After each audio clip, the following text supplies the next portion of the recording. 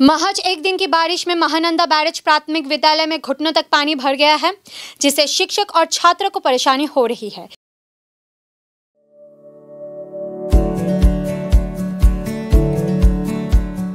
Pampered, not just a hospital, but a mother.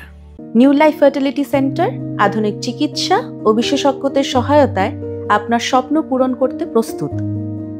নতুন জীবনের স্বপ্ন সত্যি করতে আজই যোগাযোগ করুন। নতুন জীবনের সূচনা এখানেই। राजगंज ब्लॉक के फुलबारी पश्चिम धनतला स्थित इस विद्यालय में जल निकासी की समुचित व्यवस्था न होने के कारण हर साल बारिश में ऐसा नजारा आम बात हो गई है। विद्यालय परिसर में जल जमाव के कारण छात्र छात्राओं और शिक्षकों को घुटनों तक पानी पार कर विद्यालय पहुंचने में परेशानी का सामना करना पड़ रहा है। विद्यालय के सह शिक्षक अख्तरुल इस्लाम ने कहा कि এখন তো দেখছেন জল প্রতিবারে তো এটা হয়, অসুবিধা বর্ষা হলে এরকম অবস্থা হচ্ছে, বাচ্চারা আসতে পারে না।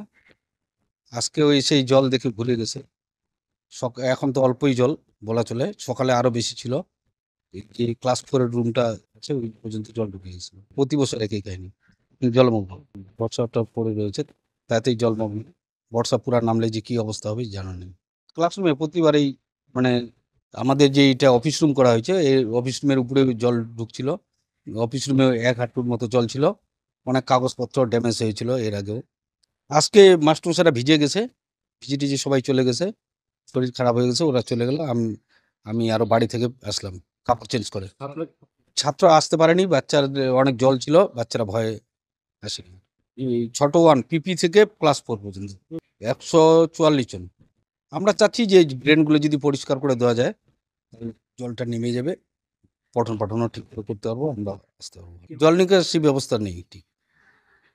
আমরা এই ব্যাপারে আমাদের এসআই সাহেবকে বলেছি, লোকাল পঞ্চায়েত মালা সরকারের হাজব্যান্ডকে আমি ফোন করেছিলাম, বলেছে, প্রধানকেও ইন্টিমেশন দিয়েছে আমাদের হেড টিচার।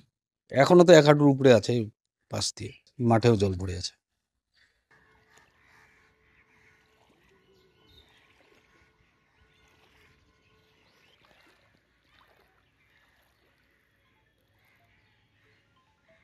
তোমাদের যখন জানো যে এখানে জল ভরে স্কুলটা দুই আর উপরে করলে কি হইতো? আর বাড়িতে ঢুকো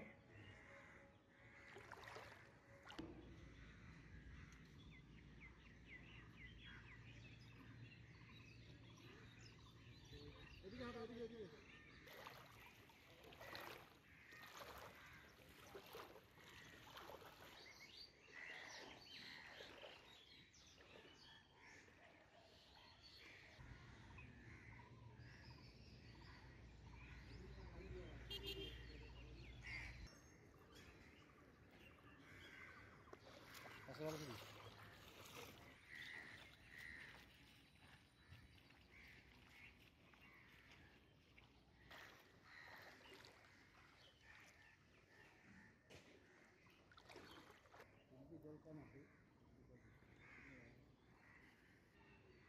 ভিডিও আছে।